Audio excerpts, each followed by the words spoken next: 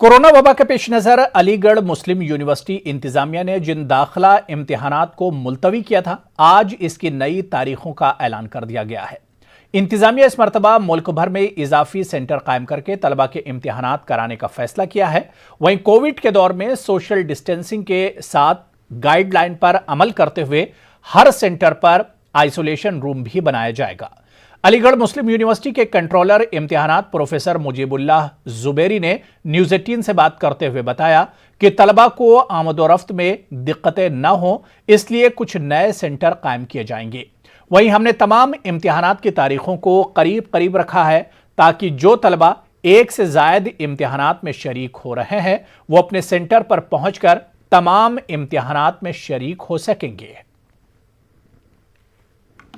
हमारे जो entrance test हैं वो हमने पोस्टपोन कर दिए थे क्योंकि गवर्नमेंट ने जो नेशनल लॉकडाउन किया था कोविड की वजह से, और अब क्योंकि गवर्नमेंट ने गो हेड दे दिया है और तमाम टेस्ट नीट और जेई वगैरह भी होने लग गए, तो हमने भी अपने टेस्ट का शेड्यूल निकाल दिया है। और हमारे जो स्कूल के टेस्ट थे वो हमने 23 अक्टूबर को, 23 अक्टूबर को और 27 अक्टूबर को शेड्यूल किए, छठी और नवीं के। और 11वीं का टेस्ट जो हमारा 11वीं और डिप्लोमा का टेस्ट है वो 1 नवंबर को है।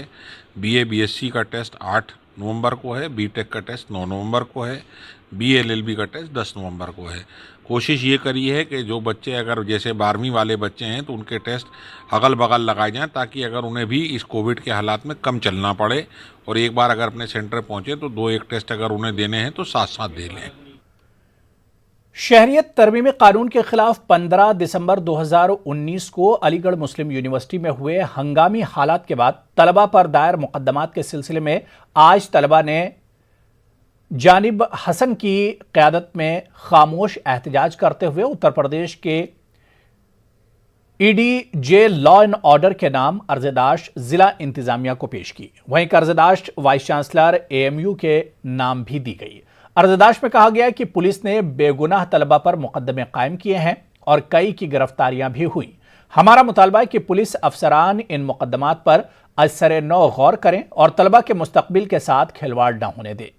जानिब हसन ने कहा है कि तलबा का कोई भी मुल्जिमाना रिकॉर्ड नहीं है, सिर्फ मोटरसाइकिलों की बुनियाद पर उनके नाम मुकदमात में लिखे गए हैं। वहीं आज तक इन पुलिस वालों पर कोई कार्रवाई नहीं हुई जिन्होंने तलबा पर बर्बरियत की थी।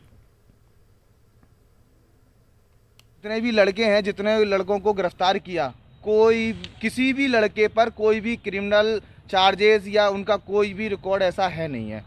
मेरी एडीजी साहब से ये दरख्वास्त है, मेरी गुजारिश है, एक छात्र नेता होने की वजह से एक बार लड़कों को सिर्फ एक बार जो मौका देना चाहिए।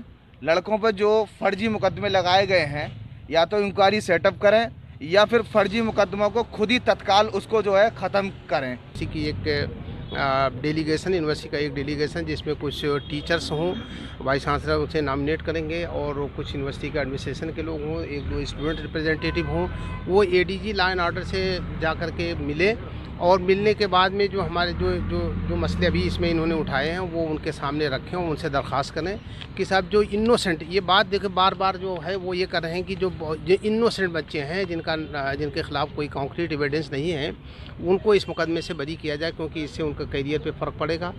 देखिए, अभी एमयू के स्टूडेंट्स ने ये जो एडीजे आगरा जोन के लिए एक ज्ञापन दिया है जिसमें उन्होंने ये अनुरोध किया है कि 15 दिसंबर 2019 की जो घटना हुई थी उसमें जो इनोसेंट लोग हैं, जो लड़के बेगुनाह हैं या जिनको बाइक के आधार पर किसी को चार्जशीटेड किया जा रहा है वो ना किया जाए। जो इनोसेंट व्यक्ति हैं उनको इस मुकदमे में न फंसाया जाए।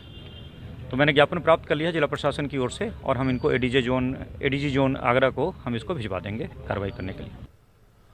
कोरोना के सबब तालीमी निज़ाम ऑनलाइन चल रहा है। ऐसे में अलीगढ़ मुस्लिम यूनिवर्सिटी में सेल्फ फाइनेंस के तहत चलने वाले कोर्स बीई के तलबा माशी दिक्कतों के सबब मुसलसल फीस कम किए जाने का मुतालबा कर रहे हैं। आज भी तलबा जमा होकर बाबे सैयद पहुंचे, जहां यूनिवर्सिटी इंतजामिया के नाम एक अर्ज़दाश्त पर प्रॉक्टर एएमयू को पेश की गई। इस मौके पर तलबा ने यूनिवर्सिटी इंतजामिया को AICT का नोटिस भी पेश किया जिसमें कहा गया कि जिन सहूलियात को तलबा इस्तेमाल नहीं कर रहे हैं उनकी फीस भी अदा न करें। प्रॉक्टर अलीगढ़ मुस्लिम यूनिवर्सिटी ने बताया कि तलबा की अर्ज़दाश्त वसूल कर ली गई है और वाइस चांसलर के सामने पेश की जाएगी। ये AICT से, और AICT का एक निर्देश है कि कॉलेज और इंस्टीट्यूट्स के लिए जो आया है उसमें ये लिखा हुआ है कि जिस चीज़ को आप यूज़ नहीं कर रहे हैं तो उस चीज़ का आप पे भी नहीं करें। ये गवर्नमेंट ऑफ इंडिया की तरफ से AICT से आया है। इसके बाद भी ये लोग हमसे फ़ीस ले रहे हैं, जबरन वसूली कर रहे हैं, और उसमें भी 2 बार में इंस्टॉलमेंट अप करी है इन लोगों ने, वो भी बाय पेपर नहीं हुआ है। तो ये हम लोगों ने दोबारा इनको रिमाइंड कराने के लिए हमने एक कॉलेज का पेपर दिया जिसमें लिखा हुआ है परमानेंट ID तक बनी हुई है AICT की, और दूसरा AICT का हमने पेपर दिया जिसमें स्ट्रिक्टली लिखा हुआ है कि आप उस चीज़ को आप पे नहीं ले सकते बच्चों से जो चीज़ वो यूज़ नहीं कर रहे हैं। कह लीजिए उन्होंने दिया है, और उन्होंने कुछ जो गवर्नमेंट के रूल्स हैं, जो नोटिफिकेशन हुए हैं AICT वगैरह के रूल्स हैं, उसको भी अपने सपोर्ट में लगाया है। और उन्होंने ये कहा है कि वो फैसिलिटीज़ जो हम कोविड के दौरान नहीं अवेल कर पाए, स्टूडेंट नहीं कर पाए, उसके लिए कोई फ़ीस चार्ज ना की जाए। उन्होंने अपने क्लेम अपने जो बात कही उसके सपोर्ट में उन्होंने कुछ डॉक्यूमेंट भी लगाए हैं और कहा कि साहब इसको री एग्ज़ामिन कर लिया जाए और जो चीज़ें हमको मराद दी जा सकती हैं वो दिया जाए, क्योंकि कोविड के दौरान बहुत सी चीज़ें हैं जो फैसिलिटीज़ हमने अवेल नहीं किया है, लिहाजा उसके लिए हमसे कोई पैसा न लिया जाए। बस बेरोजगारी और माशी बदहाली को लेकर इलाहाबाद यूनिवर्सिटी में होने वाले तलबा के एहतजाज को पुलिस ने ताकत के बल पर खत्म कराने की कोशिश की। इस दौरान तलबा और पुलिस के दरमियान झड़प हो गई। तलबा यूपी में सरकारी नौकरियों में भर्ती के अमल को दोबारा शुरू करने और सिपाही भर्ती इम्तिहानात को जल्द कराने का मुतालबा कर रहे थे। इलाहाबाद यूनिवर्सिटी के सामने होने वाले इस एहतजाजी मुजाहरे में बड़ी तादाद में तलबा ने शिरकत की। तलबा ने मुल्क की खस्ता होती माशी सूरत हाल और बेरोजगारी जैसे मसाइल पर हुकूमत के खिलाफ जमकर नारेबाजी की। एहतजाजी तलबा का कहना था कि योगी हुकूमत को इक़्तिदार में आए 3 बरस से ज्यादा का अरसा हो गया है, लेकिन रियासत में मुलाजमत और मुकाबलाजाती इम्तिहानात के नाम पर तलबा को सिर्फ बेवकूफ बनाने की कोशिश की जा रही है।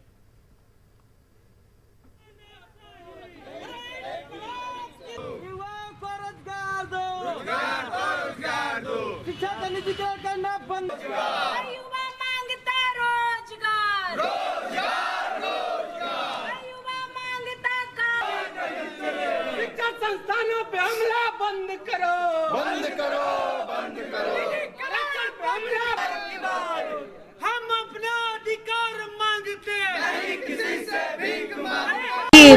पूरे देश में और विशेषकर उत्तर प्रदेश में भारतीय जनता पार्टी की सरकार ने जिस तरीके से रोजगार के नाम पर युवाओं को ठगने का काम किया है, 3 साल से ज्यादा हो गए उत्तर प्रदेश की सरकार को, लेकिन लोक सेवा आयोग से लेकर सिपाही भर्ती तक सारी परीक्षाएं अधर में अटकी हुई हैं। नौजवान युवा बेरोजगार से मारा जा रहा है। ये जो वर्तमान की सरकार है, केंद्र सरकार, माननीय नरेंद्र मोदी जी युवाओं को रोजगार के लिए कह रहे हैं कि पकौड़ा बेचे, ये भी एक रोजगार है। तो हम बता देना चाहते हैं कि इस देश में नौजवान हताश और निराश है, क्योंकि बेरोजगारी चरम सीमा पे है। हम इसका पुरजोर तरीके से सांकेतिक रूप से विरोध करते हैं। कानपुर में कल देर रात तकरीबन 11:30 बजे मारूफ वकील शैलेंद्र पांडे कचहरी में बने अपने दफ्तर से घर जाने के लिए निकले। कुछ ही दूर आगे बढ़ते ही SSP ऑफिस के बाहर 2 बाइक सवारों ने गोलियां चलाईं। गोली उनके मुंशी दीपक के पांव में लगी और बाइक गिर गई। बदमाश गोलियां चलाते हुए फरार हो गए। इस मामले में 4 नामालूम लोगों के खिलाफ मुकदमा दर्ज कराया गया है।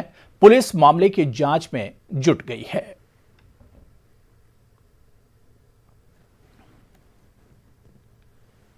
शैलेंद्र कुमार पांडे एडवोकेट उनको घर छोड़ने आया था। SSP ऑफिस के पास 2 मोटरसाइकिल 4 लोग आए थे, हेलमेट लगाए थे। उन्होंने 4 फायर किए।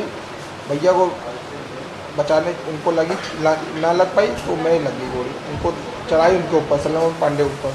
कौन कौन सी गाड़ियों से थे, कितने लोग थे वो? 4 लोग थे, हेलमेट लगाए थे। किसी के कोई जानकारी या कुछ कोई जानते हो तो भैया जानते नहीं। ये कहाँ का मामला है पूरा? ये SSP ऑफिस कचहरी के पास। शैलेंद्र कुमार पांडे जी हैं, जिला कोर्ट में वकालत करते हैं। यहाँ पर अपने केबिन से घर जा रहे थे। इनके साथ में इनके एक मुंशी भी थे। तो इनका स्टेटमेंट ये है कि कुछ लोगों ने इनके ऊपर फायरिंग किया हुआ है और जो इनके मुंशी हैं उनके पैर में चोट भी लगी है। तो उसी वजह से यहाँ पे इलाज भी चल रहा है इस समय और तहरीर मिल गई है, कार्रवाई की जा रही है इस संदर्भ में। कानपुर में कोरोना का कहर लगातार जारी है। अब तक कोरोना से मरने वालों की तादाद 500 से ज्यादा हो गई है। इंतजामिया की जानिब से अमवात को कम करने की कोशिश होती रही, लेकिन पहली बार इसे संजीदगी से लेते हुए अस्पताल और महकमे सेहत की लापरवाही के खिलाफ कार्रवाई की गई है। हमारे नुमाइंदे संदीप ने पूरे मामले का जायजा लिया। कुछ शिकायतें आ रही थी और डेथ की संख्या भी बढ़ रही थी, उसको गंभीरता से लिया गया। एक रात में 5 डेथ्स हो गई थी। उसके बाद मैं वहाँ पर गया, वहाँ पर कुछ अव्यवस्था दिखी, सीएमओ साहब ने भी देखा, उन्होंने बताया।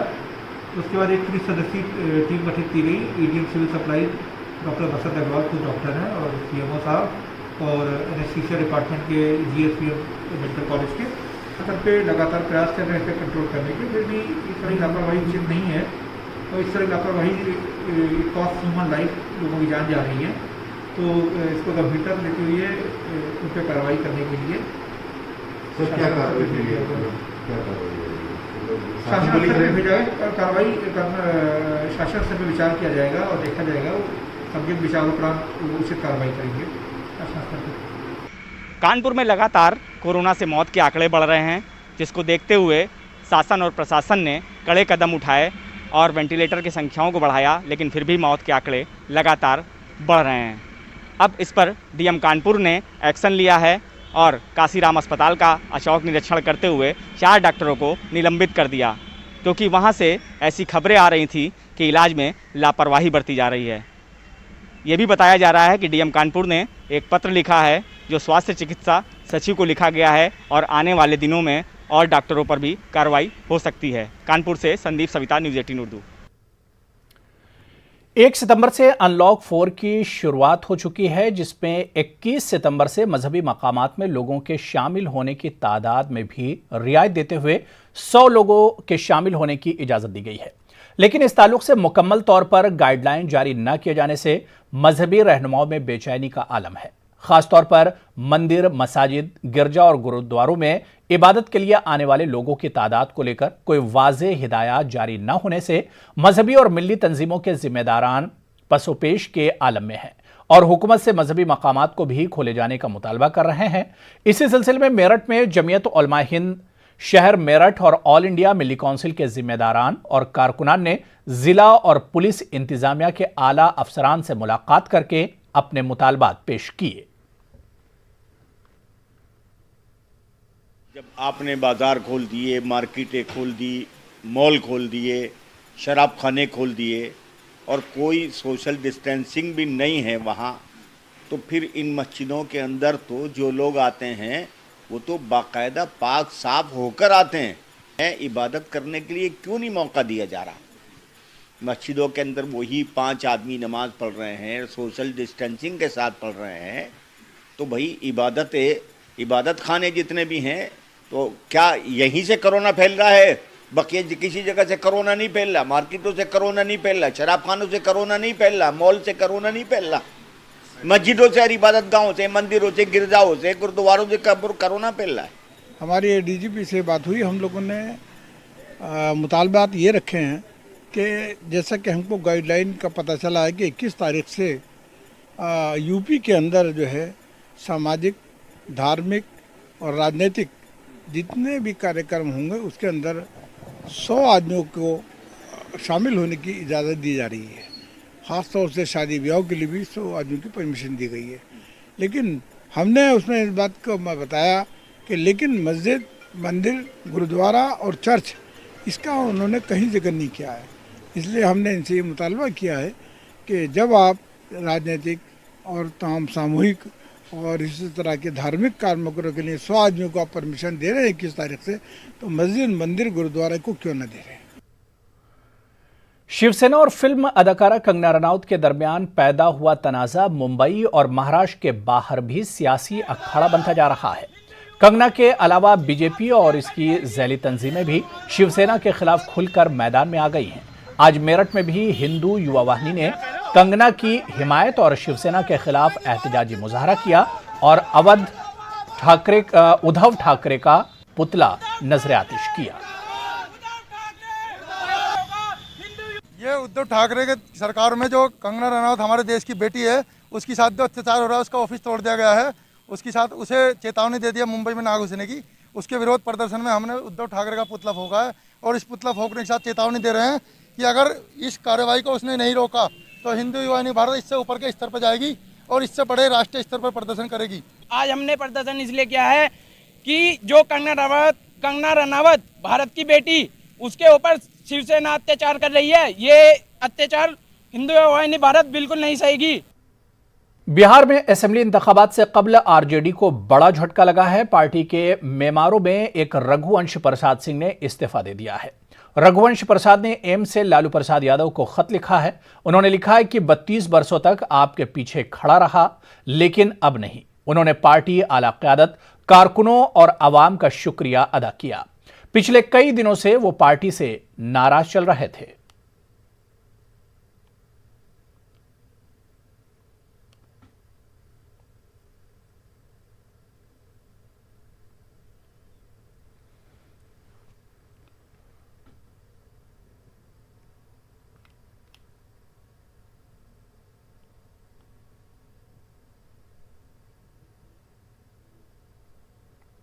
विधानसभा चुनाव को लेकर महागठबंधन खुद को बिहार में मजबूत करने की कवायद में लगा हुआ है, लेकिन इस बीच एक बहुत बड़ी खबर आ रही है राजनीतिक गलियारे से। रघुवंश प्रसाद सिंह ने राजद से इस्तीफा दे दिया है। इस मुद्दे पर बात करने के लिए हमारे साथ वीरेंद्र सिंह राठौर जी हैं, जो बिहार के प्रदेश सचिव हैं, प्रभारी हैं दक्षिण बिहार के। उनसे हम बात करते हैं। ये रघुवंश प्रसाद सिंह जी ने अचानक से इस्तीफा दे दिया, कितना बड़ा सेटबैक है ये? देखिए, ये राजद के परिवार का अपना मामला है। इस पे कांग्रेस पार्टी का कोई प्रतिक्रिया देना मैं समझता हूँ ठीक नहीं। लेकिन इससे लगता है जिस तरीके से इंटैक्ट होने का दावा किया जाता है, महागठबंधन विधानसभा चुनाव में जा रहा है। रघुवंश प्रसाद सिंह एक सीनियर मोस्ट लीडर रहे हैं, काफ़ी लंबा राजनीतिक तजुर्बा भी उनका रहा है। अगर वो पार्टी छोड़ते हैं तो कहीं ना कहीं इसका प्रभाव तो पड़ेगा राजनीतिक विधानसभा चुनाव में। निश्चित रूप से जब भी कोई सीनियर लीडर किसी भी पार्टी को छोड़ता है तो नुकसान होता है, बट ये उनके व्यक्तिगत मामले हैं राजद के और रघुवंश प्रसाद सिंह जी के। हमारा कोई टिप्पणी इस विषय पे करना उचित नहीं। बहुत कुछ नहीं बोलना चाहते हैं, चूंकि मामला ये राजद का है, अंदरूनी मामला है, लिहाजा सहयोगी दल जरूर है कांग्रेस, लेकिन इस मुद्दे पर बहुत कुछ बोलने की गुंजाइश नहीं है कांग्रेस के लिए, और बोलना भी नहीं चाहते हैं जो कांग्रेस के वरिष्ठ नेता है वो। कैमरा पर्सन मनोज के साथ संजय कुमार, न्यूज़ 18 पटना। जो भी लोग आरजेडी में हैं, जिनमें थोड़ा भी पॉलिटिकल जिसको बोलते हैं सेल्फ रिस्पेक्ट है, वो अपने आप को अब आरजेडी में जिसको बोलते हैं सुफोकेटेड महसूस कर रहे हैं। अदरवाइज रघुवंश बाबू जैसे जो इतने लंबे समय तक पार्टी में रहे, देश की सेवा की, और जिसको बोलते हैं कि राजनीति में शुचिता और शालीनता अगर किसी से सीखना है तो रघुवंश बाबू जैसे लोगों से सीखे, उनको भी आरजेडी संभाल के नहीं रख पाई। काफ़ी दुखद और दुर्भाग्यपूर्ण है जाकर के कि ऐसे इतने बड़े नेता जो लंबे समय से बिहार और देश में उनको राजनीति में का योगदान था जाकर के, और जिस तरह लगातार उनके साथ अपमानित किया जा रहा था, उनके भावनाओं का खिलवाड़ किया जा रहा था, उनके सम्मान को ठेस पहुंचाने का काम किया जा रहा था, कोई रास्ता था नहीं जाकर के। तो भारतीय जो अपने आरजेडी जो पार्टी जाकर के है, वहाँ तो एक परिवार की पार्टी जाकर के है, और ये सारे जो चीज़ें हो रहे हैं लालू जी के इशारे पर हो रहे थे। उनके बेटे जो हैं तेज प्रताप का हाल में बयान उनके खिलाफ में आया था जाकर के, बाद में बयान पलटने का भी काम किया था। तो ऐसे जो नेता कद्दावर जो नेता हैं जाकर के, जिन्होंने आरजेडी को आगे लाने में काफ़ी अहम भूमिका थी, आज उनके साथ जिस तरह से उनके सम्मान, उनके भावनाओं के साथ और जिस अपमानित लगातार करने का काम किया था, कोई रास्ता नहीं था। तो आदरणीय रघुवंश बाबू ने एक अच्छा कदम उठाया है, इसका हम स्वागत करते हैं। बिहार में चुनाव की आमद के साथ पोस्टर पॉलिटिक्स तेज हो गई है। पोस्टर के जरिए कांग्रेस ने अपना अज़्म बताया है। कांग्रेस लीडरों ने 5 अज़्म की बात करते हुए दावा किया है कि अगर कांग्रेस की हुकूमत बनती है तो इन दावों को मुकम्मल किया जाएगा। बिहार में पोस्टर की सियासत महीनों से होती चली आ रही है, लेकिन अब पोस्टर में शब्द बदल गए हैं। कल तक पोस्टर में विरोधियों पर निशाना साधा जा रहा था, लेकिन अब पोस्टर है एजेंडा का, और जो संकल्प है, जो मुद्दा है सरकार बनने के बाद, उस तरह के अब पोस्टर आने लगे हैं सामने। राजधानी पटना के विभिन्न चौक चौराहों पर कांग्रेस की तरफ से एक पोस्टर लगाया गया है, जिसमें संकल्प 2020 इसका टाइटल है, और इस 5 साल में अगर कांग्रेस की सरकार बनती है विधानसभा चुनाव में, तो किस तरह के संकल्प हैं इसको दर्शाया गया है। जो शब्द है उस पर अब ध्यान देंगे। समान शिक्षा, समान स्वास्थ्य, युवाओं को रोजगार, समान काम समान वेतन, सभी पंचायतों में एक फूड प्रोसेसिंग यूनिट, ये 5 जो संकल्प हैं उसको कांग्रेस ने अपनी तरफ से प्रदर्शित किया है। जाहिर सी बात है, ये जो इश्यूज है इसको लेकर कांग्रेस लगातार मुखर होती रही है बिहार की मौजूदा एनडीए सरकार पर, और अब इसी मुद्दे को लेकर कांग्रेस के नेता सड़कों पर आए हैं पोस्टर के माध्यम से। ये लोगों को बेरोजगारी से, शिक्षा से, महंगाई से भटकाने का ये काम इस चुनाव में किया जा रहा है, जिसको कांग्रेस पार्टी के हम लोग जैसे कार्यकर्ता इनको मुद्दे आधारित हम लोग ये जमीन पर उतरेगा। अगर हमारी सरकार बनती है तो एकदम निश्चित रूप से लागू करेंगे। लोगों को यकीन दिला पाएंगे आप? यकीन दिलाने के लिए ही तो हम लोग आए हैं यहाँ पे। साफ तौर पर उन्होंने कहा कि जो हमने संकल्प लिया है उसको हम मूर्त रूप भी देंगे, और मूर्त रूप तभी दे पाएंगे जब हमारी सरकार सत्ता में आएगी। देखना होगा कांग्रेस नेताओं की यह पोस्टर कवायद जो वोटर्स हैं उनको किस कदर रास आती है। कैमरा पर्सन नलीन कुमार के साथ संजय कुमार, न्यूज़ 18 पटना। मुजफ्फरपुर में जमीन तनाजे की वजह से दो फिरकों में तसादुम हुआ, जमकर लाठियां चली। इस दौरान एक फरीक ने हवाई फायरिंग कर दी और हथियार लहराया। इस वाकये का वीडियो वायरल हो गया है। पथराव में 6 अफराद जख्मी हुए हैं। यह वाकया कुढ़नी थाने के गौरीहारी गांव का है। पुलिस इस मामले की जांच कर रही है।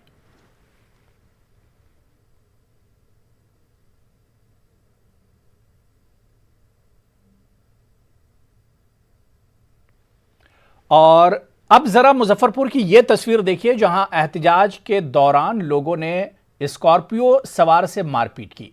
मामला बढ़ता गया और ड्राइवर ने रॉड से लोगों पर हमला कर दिया। किसी को चोट तो नहीं आई, लेकिन एक नौजवान ने गाड़ी का शीशा तोड़ दिया। मामला सदर थाने के भगवानपुर चौक का है, जहां राष्ट्रीय जनजन पार्टी के कारकुन अपनी मांगों को लेकर एहतजाज कर रहे थे।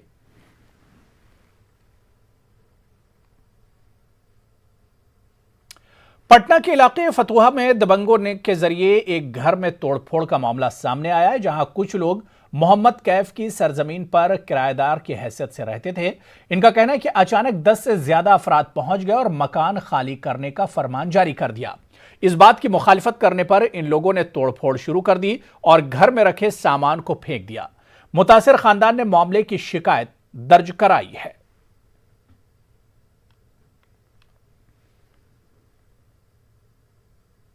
झारखंड में मसाजिद को खुलवाने की मुहिम शुरू की गई है। रांची शहर काजी कारी जान मोहम्मद रिजवी और इकरा मस्जिद के खतीब अब्दुल्लाह कासमी ने जिले की तमाम मसाजिद के जिम्मेदारान को मकतूब रवाना किया। इन दोनों ने मसाजिद के जिम्मेदारों से वज़ीर आला हेमंत सोरेन के नाम खत लिखकर इबादतगाहों को खुलवाने की अपील करने को कहा है। परमवीर अब्दुल हमीद की 55वीं यौम शहादत के मौके पर रांची में तकरीब का एहतमाम किया गया। इस मौके पर गरीबों के दरमियान राशन तकसीम किया गया। साथ ही शहीद अब्दुल हमीद की ईसाले सवाब के लिए कुरान खानी का भी एहतमाम किया गया। अब्दुल हमीद स्मारक समिति नामी तंजीम के ज़ेरे एहतमाम रांची के कांटा टोली चौक पर मुनक्किदा तकरीब में शहीद अब्दुल हमीद की तस्वीर पर गुलपोशी कर खिराज अकीदत पेश किया गया।